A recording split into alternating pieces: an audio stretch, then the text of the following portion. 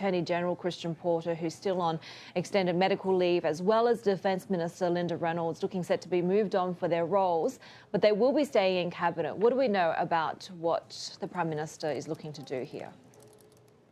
Yeah, let's start with the Attorney General Christian Porter. He's also taking defamation action against the national broadcaster, the ABC. And this all revolves around the accusation that he raped a woman at a debating contest in the 1980s when they were both teenagers. Porter denies this. The woman has since died, and never mind all the scandal, this perceived conflict of interest now, as Australia's first law officer takes legal action against the national broadcaster, has created really an untenable position for Christian Porter. So Scott Morrison's keen to avoid the perception as well that Porter's getting sacked over an unproven allegation. So he's likely to remain in Cabinet, but in what role, we just don't know. Linda Reynolds, meanwhile, the Defence Minister, also on leave over handling of claims that a staffer was raped in her office by another staffer after a late-night drinking session. Now, Reynolds was supposed to be going to India with the Foreign Minister next month. India, of course, an increasingly important ally. She's withdrawn from that trip, but it does highlight just what an important role this is.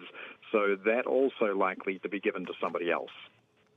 Paul, is a reshuffle going to be enough for the Prime Minister to be able to move on from all of these scandals? You'd think probably not, and more scandals just seem to keep on piling up. Earlier this week, we had some more stories surfacing of male staffers engaging in what let's just call lewd conduct around the desk of a female MP. More keep coming out. We were hearing from the former Chief of Staff to the former Prime Minister Tony Abbott, Peter Credlin. She's now a media commentator, and she is threatening to lift the lid on even worse allegations that occurred when she used to work in Parliament. So the government just can't get clear air on this, and the next round of opinion polls are likely to make for some pretty sobering reading. The Prime Minister, Scott Morrison, has raised the idea of quotas to improve the representation of women in Parliament, but that idea doesn't seem to be getting traction within the Liberal Party either. So the culture problem for now seems to be not just persistent, but permanent as well.